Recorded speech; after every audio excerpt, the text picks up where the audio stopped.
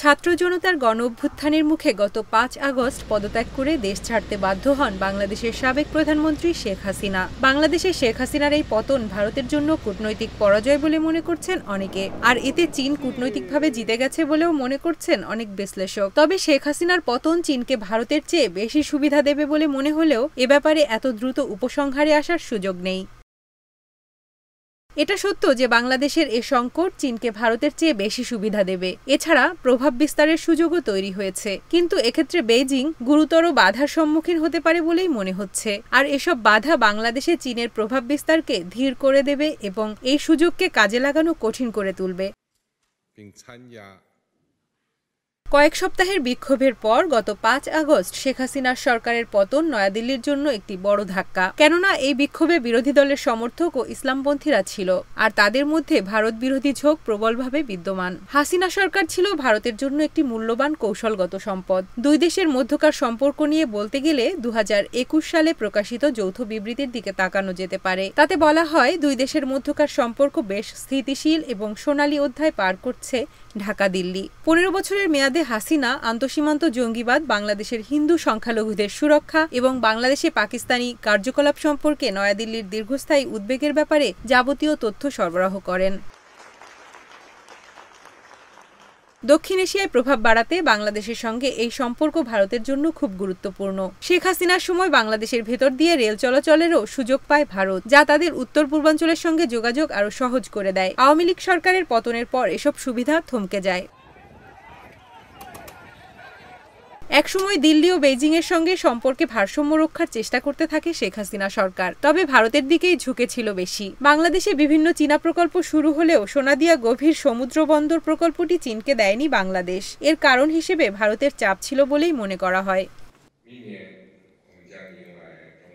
ক্ষমতাচ্যুত হওয়ার আগে তিস্তা চুক্তি নিয়ে ভারসাম্য বজায় রাখা কঠিন হয়ে যায় শেখ হাসিনার জন্য। তিস্তা নদী পুনরুদ্ধার ও ব্যবস্থাপনা প্রকল্পে অর্থায়নের জন্য চীন প্রস্তাব দিয়ে রেখেছিল।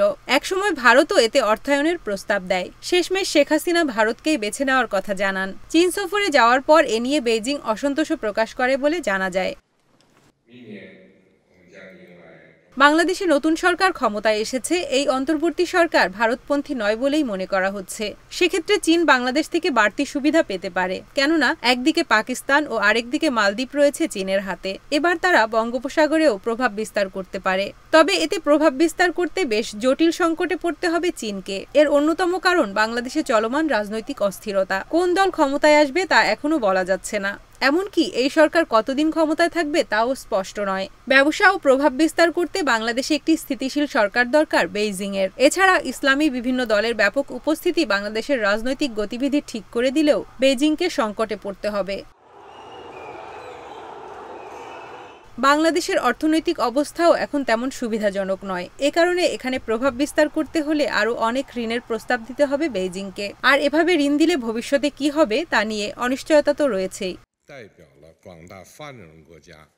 তবে চীনের জন্য বড় মাথা ব্যথার কারণ হতে পারে আমেরিকা। কোটা সংস্কার আন্দোলনের শুরু থেকেই ছাত্রদের পক্ষে ছিল ওয়াশিংটন। এর আগেও হাসিনা সরকারের বিভিন্ন কার্যক্রমে ক্ষুব্ধ ছিল আমেরিকা। এছাড়া অন্তর্বর্তী সরকারের প্রধান উপদেষ্টা ডক্টর মোহাম্মদ ইউনুস আমেরিকার বেশ ঘনিষ্ঠ।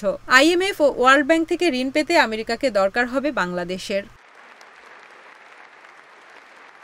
আর প্রতিবেশী দেশ হিসেবে ভারতকেই সবচেয়ে বেশি গুরুত্ব দিতে হবে বাংলাদেশকে, কেননা ভারতের সঙ্গে বিভিন্ন অর্থনৈতিক কার্যক্রমে জড়িয়ে আছে বাংলাদেশ। সেক্ষেত্রে ভারত যদি দ্রুত বাংলাদেশের সঙ্গে আগের মতো স্থিতিশীল সম্পর্কে ফিরে যেতে পারে, তাহলে সুবিধা করতে পারবে না চীন। অর্থাৎ বাংলাদেশের বর্তমান রাজনৈতিক অর্থনৈতিক পরিস্থিতি, আমেরিকার প্রভাব ও ভারতের সঙ্গে সহজাত সম্পর্ক চীনকে দেশটিতে প্রভাব ফেলতে বাধা দেবে। সাম্প্রতিক বিপ্লবের কারণে হয়তো এবার বাংলাদেশ ভারতের চেয়ে চীনকে বেশি গুরুত্ব দেবে, কিন্তু এতে চীনের খুব একটা সুবিধা হবে না।